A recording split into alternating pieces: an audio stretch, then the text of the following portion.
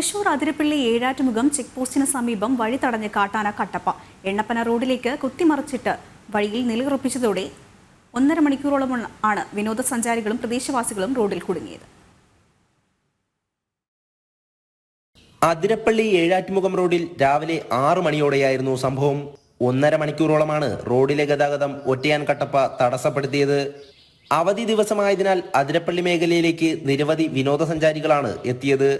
ആന റോഡിൽ നിലയുറപ്പിച്ചതോടെ വിനോദസഞ്ചാരികളും പ്രദേശവാസികളും കടന്നുപോകാൻ കഴിയാതെ ബുദ്ധിമുട്ടി. ഇതിനിടെ സഞ്ചാരികളെ വിരട്ടിയോടിക്കുന്ന സാഹചര്യവുമുണ്ടായി. മിൽമയുടെ പാൽ കൊണ്ടുപോകുന്ന ടാങ്കർ ലോറി ഉൾപ്പെടെ വഴിയിൽ കുടുങ്ങി. കുറച്ചു ദിവസങ്ങളായി ഈ ആന പ്രദേശത്തുള്ളതായി നാട്ടുകാർ പറയുന്നു. ഒടുവിൽ ആന സ്വമേധയാ കാട് കയറിയതോടെയാണ് ഗതാഗതം പൂർവ്വസ്ഥിതിയിലായത്.